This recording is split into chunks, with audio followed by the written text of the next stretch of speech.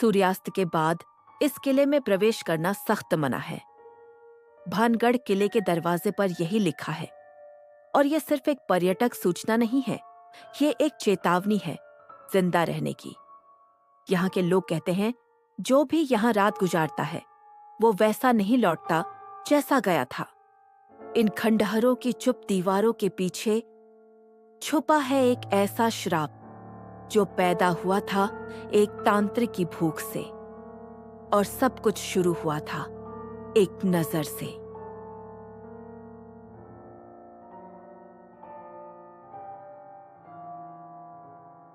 सोलहवीं सदी में भानगढ़ एक समृद्ध राज्य था, जिसके राजा थे चतुर सिंह और उनकी पुत्री राजकुमारी रत्नावती।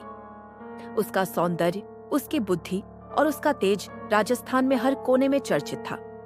लोग कहते थे वो महल की बालकनी में बैठी किताबें पढ़ती थी या नृत्य देखती थी, लेकिन कोई भी पुरुष उसे छूने की हिम्मत नहीं करता था, सिवाय एक के, एक ऐसा आदमी जिसकी चाहत प्यार नहीं बलिदान मांगती थी।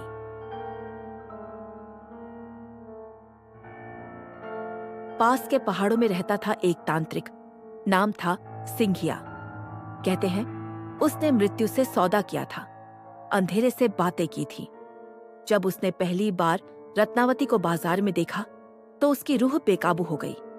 उसे राजकुमारी नहीं चाहिए थी, उसे चाहिए था उसका वजूद। वो जानता था कि वो कभी उसका प्यार नहीं जीत सकता, इसलिए उसने चुना काले जादू का रास्ता।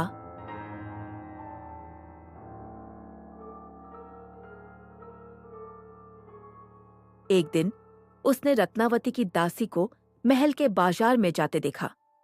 राजकुमारी इत्र और तेल पसंद कर रही थी। सिंघिया ने एक बोतल तेल पर काला मंत्र पढ़ा, जिसने भी इसे छुआ वो उसकी दासी बन जाएगी। उसने ये तेल रत्नावती की दासी को दे दिया, लेकिन नसीब को कुछ और मंजूर था।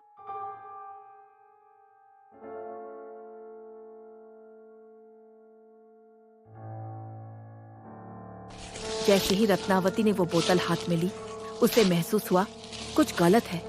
तेल अजीब था, भारी था, बदबूदार था। उसने झट से वो बोतल एक बड़े पत्थर पर फेंक दी।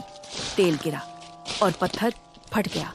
एक तेज रोशनी निकली, एक भयानक चीख गूंजी और मंत्र उल्टा हो गया। उसकी सारी काली शक्ति उसी सिंघिया पर टूट पड़ी।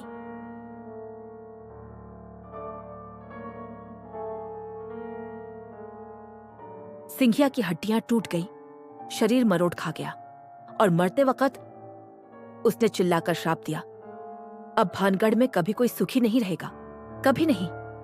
बस 1 साल के अंदर राजकुमारी रहस्यमयी हालातों में मर गई।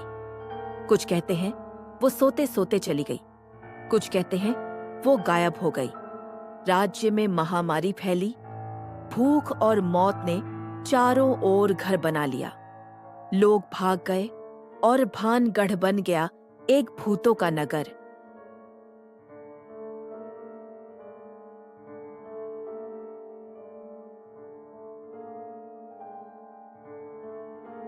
आज भी सूरज ढलने के बाद कोई उस किले में नहीं जाता। लोग कहते हैं वहां कोई बांसुरी बजाता है, कोई घूंघट वाली रानी महल के गलियारों में घूमती है, और जो वहां रात बिताने जाते हैं वो या तो लौटते नहीं या कुछ बदले हुए लौटते हैं। लेकिन एक ग्रुप आज रात उस किले में जाने वाला है, और जो कुछ वे वहां पाएंगे वो तांत्रिक के श्राप को फिर से जगा देगा।